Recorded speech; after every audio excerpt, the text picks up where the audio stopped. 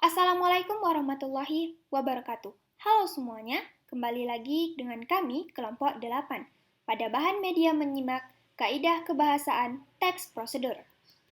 Untuk menyusun sebuah teks prosedur, diperlukan kaidah kebahasaan yang tepat agar sesuai dengan fungsinya. Berikut adalah kaidah kebahasaan yang umum digunakan dalam penulisan teks jenis prosedur.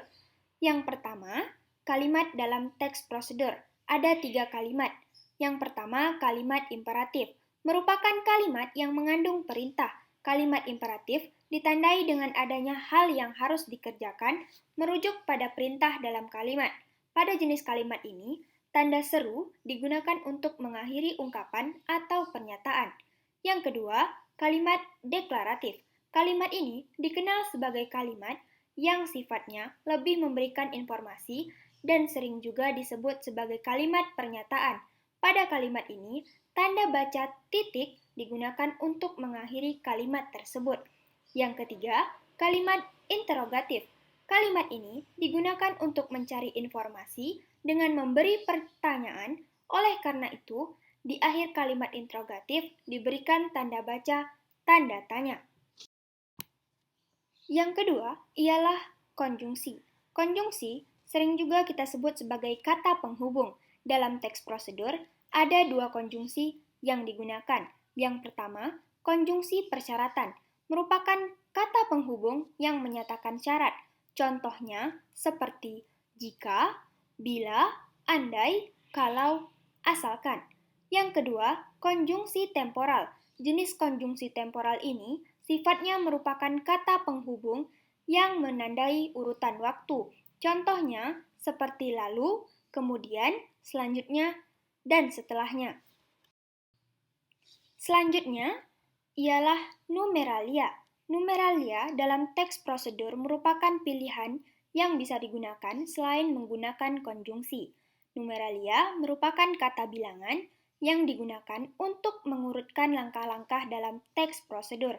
Misalkan pertama, kedua, ketiga, dan seterusnya. Selanjutnya ialah pronomina. Pronomina atau kata ganti digunakan untuk menggantikan orang atau benda. Ada 2 macam pronomina yang digunakan dalam teks prosedur. Yang pertama, pronomina penunjuk. Contohnya, ini, itu, tersebut. Digunakan untuk kata ganti benda. Yang kedua, pronomina persona. Kata ganti untuk menggantikan orang. Pada pronomina persona, bagi kata ganti untuk orang tunggal, contohnya Anda, saya, kamu. Sedangkan untuk orang jamak, contohnya kita dan kalian. Selanjutnya ialah verba. Verba merupakan kaidah kebahasaan terakhir dalam teks prosedur. Verba atau kata kerja dalam teks prosedur terbagi menjadi 2. A. Verba material.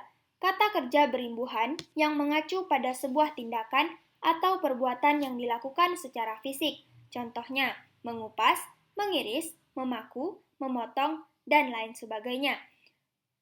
B. Verba tingkah laku. Kata kerja yang ditunjukkan lewat ungkapan. Verba ini juga dipahami sebagai kata kerja yang tidak tampak aktivitasnya. Contohnya, menyukai, berpikir, dan menyetujui. Nah, itulah dia video pembelajaran yang kedua mengenai kaidah kebahasaan dalam teks prosedur. Lebih dan kurang kami mohon maaf. Wabillahi taufiq wal hidayah. Wassalamualaikum warahmatullahi wabarakatuh.